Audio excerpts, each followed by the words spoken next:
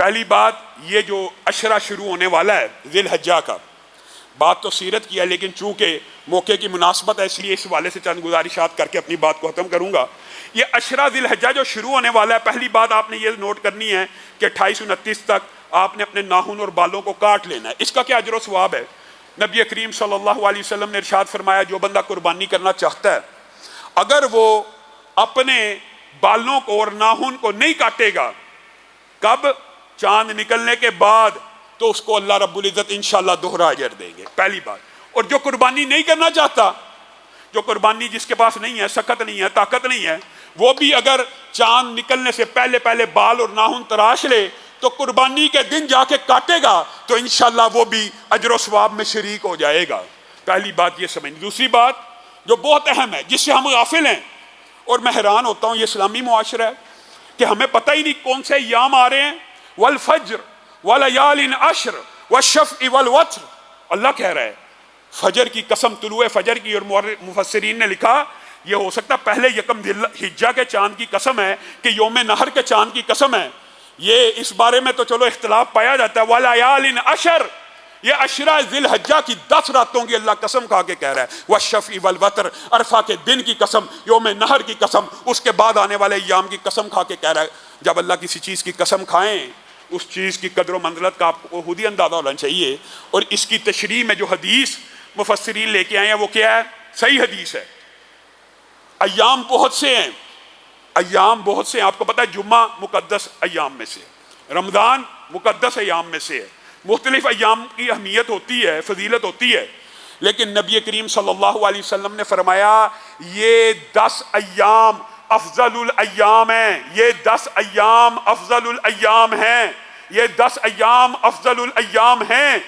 ان میں کہا گیا سبحان اللہ، صرف سبحان اللہ، بات سمجھ کے جانا ہے، صرف سبحان اللہ، الحمدللہ، اللہ اکبر، ولا حول ولا قوت الا باللہ، کوئی بھی ذکر، صرف یہ کہہ دیا کسی بندے نے یہ 10 دن شروع ہوئے، بندہ اپنے گھر میں بیٹھے اور کہہ رہا ہے سبحان اللہ سبحان اللہ۔ نبی کریم صلی اللہ علیہ وسلم کی صحیح حدیث ہے کہ اس دن میں کیا گیا نیکی کا عمل جہاد فی سبیل اللہ سے بھی افضل ہے، جہاد فی سبیل اللہ سے بھی افضل ہے، اور حدیث صحیح ہے۔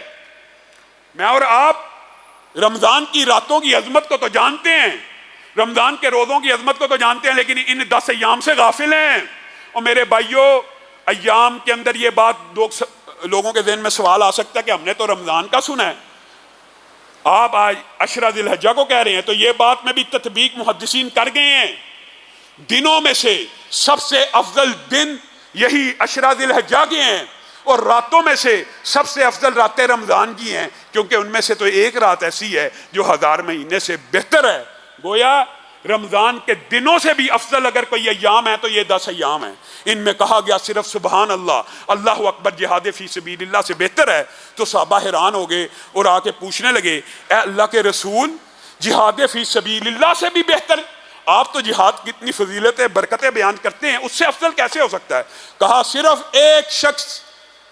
ایک شخص ان دنوں میں کیے گئے نیکی کے اعمال سے آگے نکل سکتا ہے۔ اللہ کے رسول وہ کون؟ جو اپنا مال، اپنی جان لے کے جہاد فی سبیل اللہ پہ جائے، جب واپس لوٹے تو جان بھی لٹا چکا ہو، واپس آئے تو مال بھی لٹا چکا ہو۔ یعنی صرف وہ شخص ان 10 دنوں میں کیے گئے نیکی کے اعمال سے زیادہ فضیلت حاصل کر سکتا ہے۔ تو میرے بھائیوں، یہ 10 دن آ رہے ہیں، ان کے اندر آپ نے ذکر بھی کرنا ہے، ان کے اندر آپ نے روزے بھی رکھنے ہیں، ان کے اندر آپ نے تہجد بھی پڑھنی ہے۔ یہ سارے کے سارے اعمال جس طرح رمضان میں اپنی ٹریننگ اور تربیت کرتے ہیں ویسے کرنی ہے۔ اور لبرل مافیا کے اوپر تو بس ماتم ہی کہا جا سکتا ہے، قربانی آ رہی ہے، شروع ہو گئے، قربانی سے بہتر ہے جی کولر لگا دیا جائے، قربانی سے بہتر ہے یہ وہی ڈائلاگ ہیں، مسجد میں سیمنٹ کی بوری دینے سے بہتر ہے کسی بچی کو پیسے دے دیے جائیں جہیز کے لیے۔ یہ ڈائلاگ، یہ لبرل مافیا قربانی کے، عبادت کے جو بھی افعال ہوتے ہیں ان کے اوپر حملہ ور ہوتے ہیں۔ حج کی بجائے بچی بھی آ دی جائے، بچی بھی آنی چاہیے، بچی کا جہیز بھی بنانا چاہیے، پانی کا کولر بھی لگانا چاہیے، لیکن نیکیوں میں تقابل نہیں کرنا چاہیے۔ اس نیکی کے بدلے یہ نیکی کی جائے، بھائی دونوں کر لے۔ اور ان لبرل مافیا کے لوگوں سے بندہ کوئی پوچھے آپ نے کبھی ویلنٹائنز ڈے کے اوپر تو نہیں کہا کہ کیک اور غباروں اور موم بتیوں اور یہ جو $5 کروڑ ایک ایک شہر میں غباروں کے اوپر دل کے بنے ہوئے، ان کو ضائع کرنے کی بجائے غریبوں کو دے دیا جائے۔ کبھی آپ نے اینڈرائیڈ کا ₹1,00,000 والا موبائل لینے سے پہلے تو یہ نہیں کہا ڈائلاگ کہ یہ 1,00,000 کے موبائل کی جگہ کسی بچی کو جہیز دے دیا جائے۔ کبھی آپ نے 1 کروڑ کی گاڑی کے اوپر یا پی سی یا واری کے ہوٹل کے اندر کھانا کھانے وقت تو یہ ڈائلاگ بازی نہیں کی۔ تو اللہ کے شاعر اللہ، اور انشاءاللہ قربانی کے حوالے سے آئندہ آنے والے خطبے میں بھی چند گزارشات کو رکھوں گا، لیکن صرف ایک حدیث آپ کے سامنے رکھ کے اپنی بات کو ختم کرتا ہوں۔ چند اور باتیں بھی آج آپ کے ساتھ کرنا چاہتا ہوں۔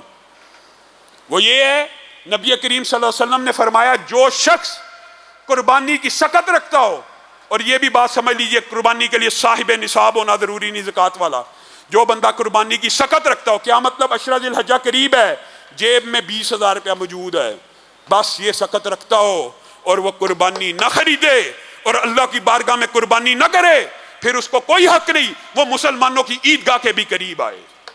یہ اتنا سخت فریضہ ہے، انشاءاللہ اس حوالے سے بھی چند گزارشات۔